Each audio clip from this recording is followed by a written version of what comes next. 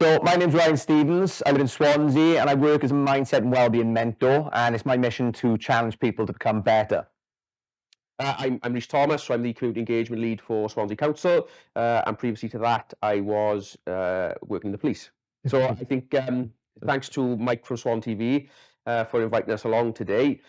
We sort of, I guess, right, I think we wanted to come along and just have a chat and maybe explain to people what we're doing together, how we're working together, and how maybe some of our stories could be beneficial to other people in the community, I think. And we've got very sort of different backgrounds, haven't we? But very much what we do, or both do now, is orientated in the same direction in terms of helping people and making a difference and things like that. And obviously we've for the people who are listening, we wanted to both share our stories because I think we've both had difficulties in our own way, which have sort of led us on to be doing what we're doing now, isn't it? So I think it's share that for people. Yeah, that's definitely the case, and I think we've got quite a unique story, and I think there's some good learning in that story for people in the community, how people can come together who have different experiences, different backgrounds, and how they can actually develop relationships and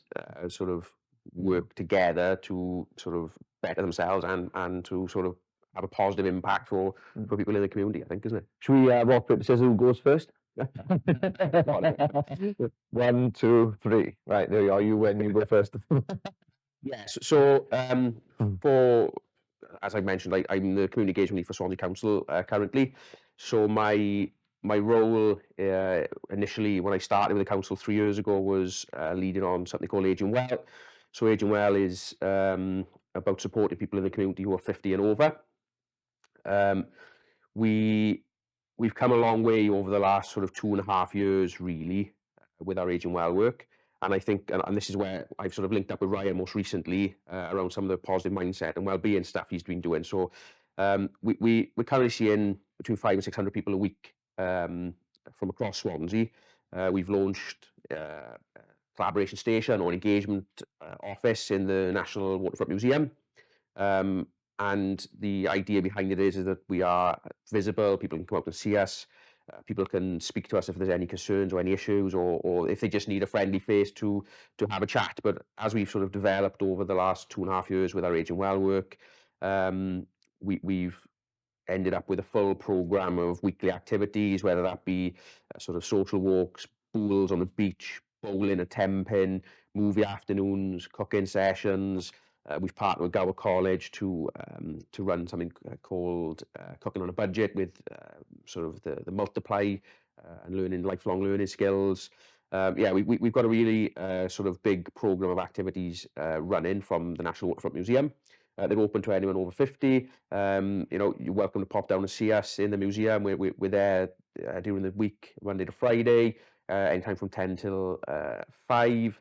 And I think this is where we've come in with Ryan, I was just going to say, I mean, obviously we've been working alongside each other for about 1.5 years now, I think, isn't it? But I was going to say, what's, like, just out of curiosity for myself, what's the best outcome that you've had, or the best sort of bit of feedback you've had from people? Because obviously there's been thousands of people that have come to all the different activities over the course of the last couple of years.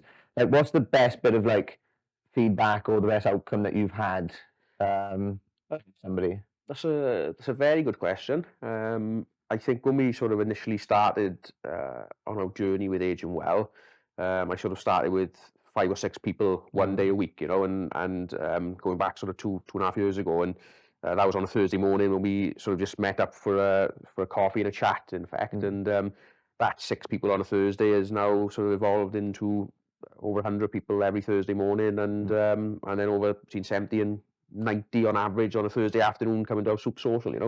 When we first started, it was on the back of the COVID pandemic, so I think people felt very isolated, and people still feel very isolated.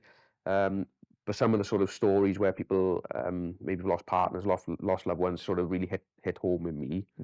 And I think just being able to speak to people, connect people to services and to help people build new friendships. To be honest, there's so many there's been so many similar stories. It's hard to sort of pinpoint one. That's kind of why I asked when you mentioned about people losing partners, because that's what made me think of the question, actually, because obviously, I spoke to a few of the ladies who had lost partners, I think, as well during the sessions, and it's when you hear those stories and then you see like the transformation of somebody from where they were to where they are now, and about how their life has changed. Like for me personally, that is like what motivates me as well with the work that I do, is knowing that somebody who I've done something with or had a conversation with has slightly improved their life from the interaction that we've had.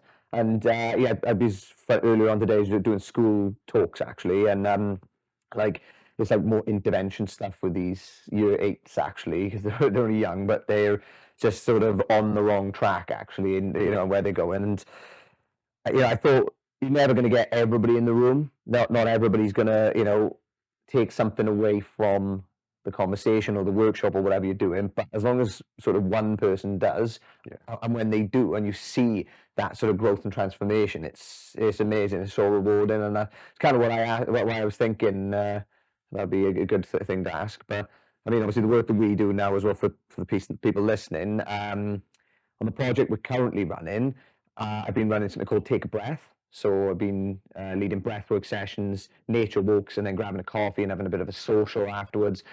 So it's for people over 50, and a lot of people have been coming, I think, between 60s and 70s. So breathwork is probably something they've maybe played around with a little bit if they've done yoga, but otherwise it's not something they would have necessarily come across. Even though it's something we've done for a long time in terms of a species, not just breathing day to day, but actually conscious practice, of breath work for anxiety and stress management. It's probably quite like a new concept in terms of well-being, or utilizing it for well-being. So, I've been playing around with that and doing the sessions, and it's been really good actually. It had really good response, and I think a large part of that is just getting people out into nature and connecting with others, and then also if they're you're giving them some little strategies that they can take away that they can utilize in their day-to-day life. But I think some of the other sessions we've done have been like workshops around well-being, and sort of a support group about well-being, and it's had a good little crowd on each of them. But I think this one especially is quite nice because it's outdoors, it's being active, whereas the others were sitting down in cafes. And I just feel like that dynamic is so much more rewarding. People just love being in nature and doing things with others.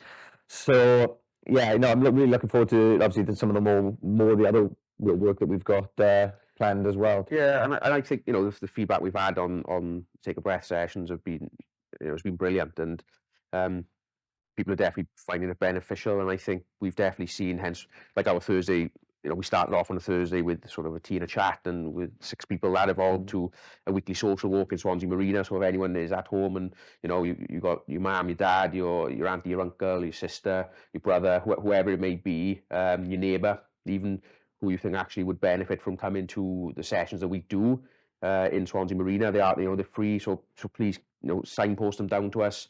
You can Google community engagement on Swansea Council's website, and all of our areas of work will be on there. But I think that's what we've seen, right? Going back to your point about sort of getting people out and being physically active, we've seen, our walk on a Thursday is sort of up in the region of 100 people every week on a Thursday morning, and starting from sort of 2.5 years ago with 6 people, and it's growing. Sessions have grown, our weekly program of activities has grown. So there's obviously a need for that, and it's obviously benefiting people. And I think something that's sort of key as well to me is that the work that we do is getting people out into the local communities, is connecting people, helping people build friendships, and that's really important.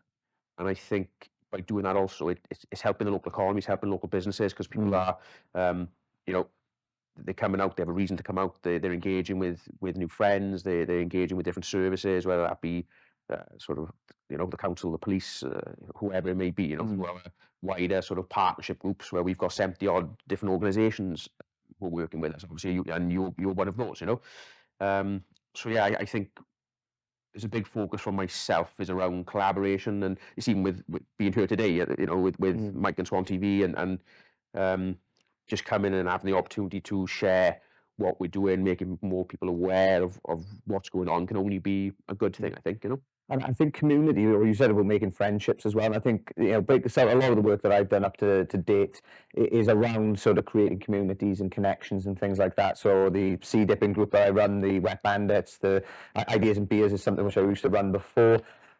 All of those things were like centered around getting people together and building those connections, almost like building bridges between people. Because, I think that's one of the things that we've almost missed in recent or modern day society, is the value of human connection and being around other people. Because if we've got a problem and we try and solve things by ourselves, we're always going to be fighting a losing battle almost. So it's going to be a lot more hard, a lot more difficult to solve those issues by ourselves. Whereas if we have then a good network around us, it becomes like a sort of collective healing almost. People work together, or have others that can, provide that support and guidance, and, even if it's financial support and guidance, or whether it's they're going through, a tough time with losing work or losing a job, and they've got a family around them or good friends around them. That sense of community and connection, is super, super important. And I feel like one of the big things I learned a couple of years ago was about how human connection can, I think they say it can increase your lifespan by 49% or 59%, because of the reduction in sort of different ailments and due to lower stress and things like that from having good connections. I think the key one was oxytocin, so it's like the connection hormone, they call it. And I think when you feel like you have a sense of community and connection, it boosts the oxytocin production that you have, so you feel more connected, you feel happier, you feel lower stress. And apparently that's linked with the lengthening of the telomeres, which are like directly linked with aging. Yeah. No scientist, but yeah, it's there's a couple of books and a lot of studies I've read about that kind of stuff, and that for me then is such an important reason why we need communities and connection and stuff. But obviously we all haven't always been doing what we're doing now, have we? And I think that's why we wanted to do this in the first place, because of the places where we've been, really, isn't it? So I think more context for the people listening and watching. For myself, for the last 4 or 5 years, I've been doing what I do now. So going in schools, colleges, universities, and private businesses, charities, all different organizations, public sector organizations as well, to coach, mentor, and support the people working in those establishments or in those establishments to overcome different challenges, to improve their well-being.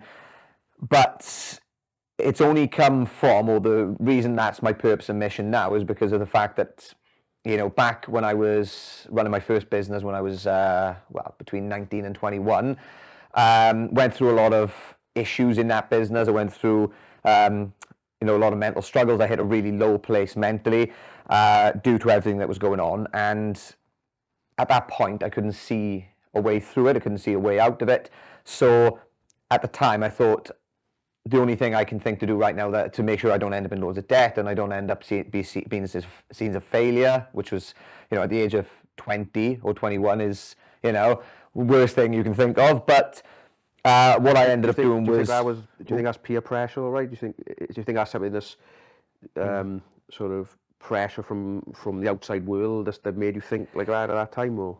Possibly. I think a big part of it was seeing my parents struggle, growing up, seeing the arguments about money and things like that, and knowing that that's not what I wanted. But also, like you said, the failure thing, I think I ended up in debt as failure. And I thought, if my business fails, I'm going to end up in debt, which means I'm a failure, which means, and I think that was kind of my thought process at the time. So I thought, well, what can I do to stop ending up, or not get in debt and not end up failure, at that point. And the choice I made was to sell drugs as a way to try and get money aside so I didn't end up in debt and whatnot. If I sat there and worked it out, if the business, when the business failed and the guys who I was working with left and things like that, and if all of that did come to pass, I didn't really stand to lose that much. But at the time, I think it felt like I was just walking around with my head in the clouds. Or another example I give is, felt like I was walking around in the mist. And, if you're driving through the mist, you can't really see which way to turn until you're, you know, already passing the turning sort of thing. So Yeah. the choices I were making were very much, you know, like knee-jerk type of reaction. yeah, perfect. Yeah, just didn't know where to go. So got caught, and you know, a couple of months later, went to prison then at the age of 21. You know, and I think I had 28 months, so 2 years, 4 months, and I was inside for actually I think it was 9 months altogether. Obviously, without a doubt, rock bottom. You know, and I would say that at that point, for at least a couple of weeks, I remember the thoughts that were going through my head. I was like, I'm an idiot, I'm a failure, you know, I've messed it all up, I'm never going to do this, I'm never going to do that, people are going to think that, this, and whatever. But then, after maybe a couple of weeks, I started realising, I thought, well, if I keep maintaining this mode of thought, I'm never going to get out of it. You know, and it's almost like if somebody throws you into a pit and they throw a shovel in, all you're doing is just picking up that shovel and just digging that pit even deeper. So I thought, well, how do I look up there now and just think, okay, how do I get out of this pit? And yeah, you know, that was the journey since. I think that's what you just said is quite key, isn't it? Because I guess with my sort of policing background, sometimes it's how you break that cycle, isn't it? So so I guess it's interesting to see, you know, to hear what you've done to sort of, what was the sort of change. Obviously, I'm guessing going to prison was part of that, but then some people do go to prison and they end up going back to prison, isn't it? You know, so it's like, what's that change? What's why do you think you made that change to actually go, I'm changing this and it's, I think for me it was never, like, so a few people have asked me that. They've said, you know, do you think if you didn't get caught you'd still be doing it? And I said, oh, no chance. I said I was actually trying to stop when I got caught. You know, I was doing it for a very short period of time, and I knew that it was not the person I wanted to be, and it was, you know, taking me so far away from my personal values and who I wanted to be and who I believed myself to be and things. But it was just going through that period, I just didn't know what to do. And I think I actually walked out of the business and got a job in Admiral, because I was like, I'm done with it, you know. And as soon as I walked out, I felt a million times better. I thought, oh, you know, actually, yeah, this is what I needed. This is the change that was required. But, you know, I didn't kind of, you know, I thought, well, it was only like a couple of weeks. I thought, right, actually, I'm just going to get rid of whatever else I've got here, because I don't want to do this anymore. It's not who I am. I don't like who is making me be. And it was at that period I got caught, you know. So I think I would have 100% like not been on the, I know for a fact I wouldn't have done it again if I, you know, didn't get caught. But I'm glad that I did, because I learned so much from it, you know. And I think it was, they call it the University of Hard Knocks, I think, don't they? And I think it was, yeah, I got a degree in hard knocks at that point in my life, and I think it was just such a valuable learning experience. I wouldn't trade it for the world, but yeah, it was. I definitely wouldn't have been. It didn't. Yeah, I don't feel like it changed me in, you know, from being a bad person to a good person. I think it taught me a lot of lessons, and it was a very, like, a hard lesson almost. But yeah, I don't know. I think those experiences, though they're invaluable, I think I would pick that experience that I had over, say, you know, going to university.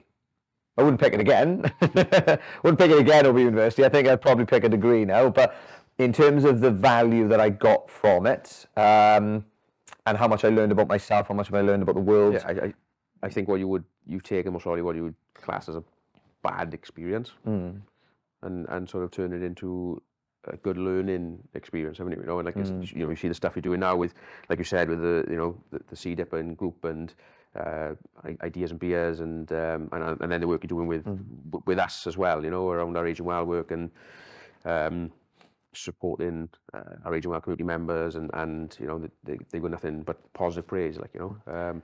I think there's, yeah, and you know, and then coming back to us, I guess, is obviously coming from sort of either side of the coin, I guess, if you want to say that, you know, with different experiences and stuff. And like, you know, I joined the police at like 18 or 18 and a half, you know. But yeah, I think there's good learning in that, in terms of like how we've come together, how we're working together now, and how actually, you know, previous life experiences, you can come together and work with people who maybe you wouldn't associate with each other, possibly. You know, I think that's fair in saying, maybe. Yeah, and obviously, so with your background as well, then obviously we've kind of touched on what you did, what you do now, isn't it? But obviously, what's if you, what, you know, obviously tell your story where you're. Yeah, I think, you know, I worked sort of 17.5 years with the police in Swansea and Port Talbot. And you know, I started off voluntary initially, and then done that for a year as a special constable, so non-paid sort of police officer, and then I joined as a police community support officer, and then done that for a few years, and then sort of joined as a regular police officer then, you know.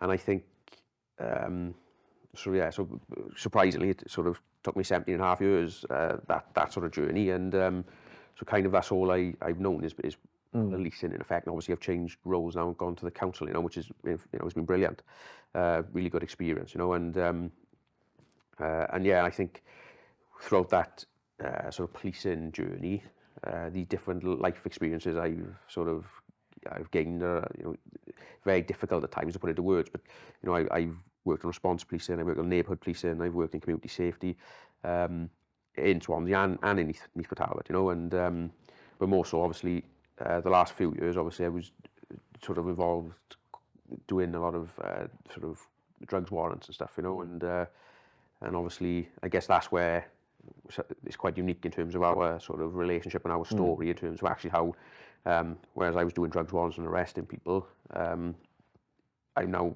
obviously working with yourself, so actually we're coming together, and I think it shows actually that we can, it's a lesson there for people out in the world, isn't it? You know, I think for me, that actually people can work together, they can develop relationships, positive relationships, and make a difference to each other and to you know, community members.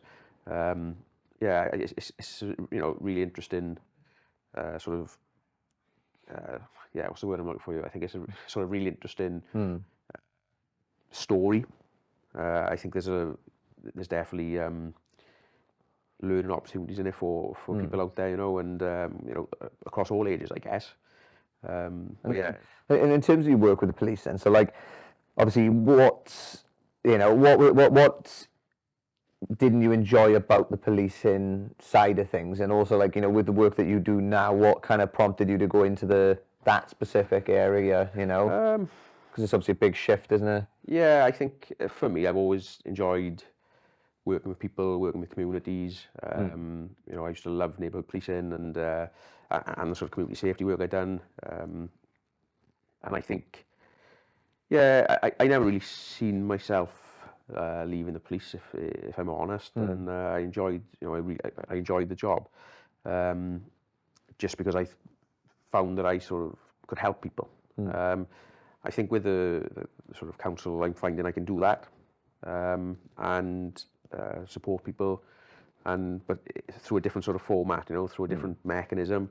Yeah, I think, you know, I did not like the police. I sort of enjoyed the time I was there, and I think it just maybe comes to a point where it's time for you to sort of assess and actually look at what you want to do moving forward. And you know, I didn't really know when I joined the sort of police, people didn't really leave, you know. Joined and they'd done 30 years, and there's still some people there doing that now. It's the dynamic has changed. People are serving less time from, you know, I've seen that myself, and through conversations I'm having. And I think that's an interesting point in itself, because we've talked about this, I think, and we, you know, it's like you said, typically a job you go into and you stay in until you retire, because, you know, the pension's good, it's a career, it takes you a long time to sort of get up to that level where you know, get into the police and get up to, you know, if you progress and things like that. And I think, you know, there's a good lesson in that, because, you know, there's something called, I always forget the name of this, it'll come back to me, but you know, we stay in a situation or a job or a relationship, you know, longer than we need to, because we don't want to feel like we've lost the couple of years that it took us to get to that point, and took us to get the qualifications and things like that. You know, we will go, well, I've already put 4 years into this job, 5 years into this job, I don't want to just lose that time now to move to a different sort of role or whatever.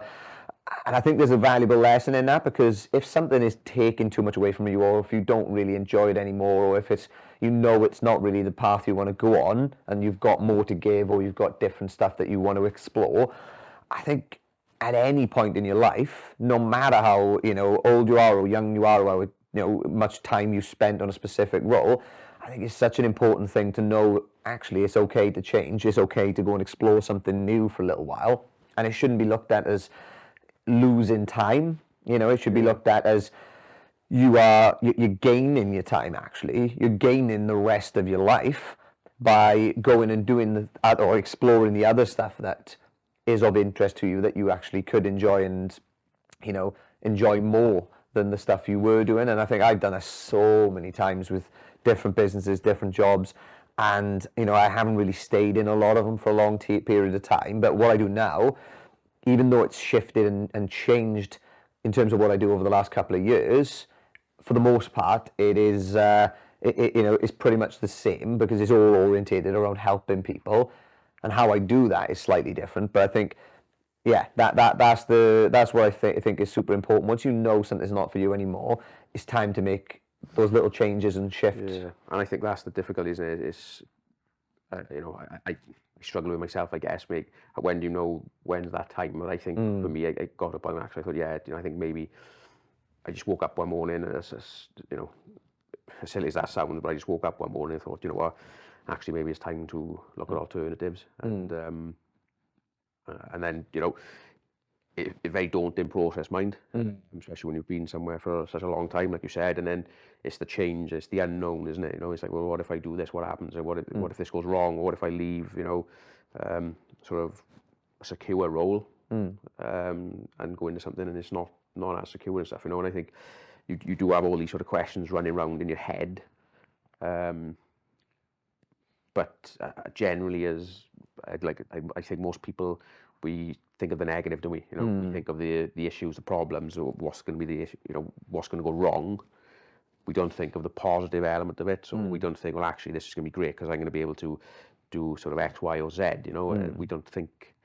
We naturally go to, or most people naturally go to the negative, don't they, I suppose? Yeah, I mean, we're hardwired to do it, aren't we? I think, you know, if we were, you know, out in tribes and things like that, still hunting for food and whatnot, it was, to sort of, to be expelled from the tribe means that we're out on our own, sort of thing, and we potentially could die.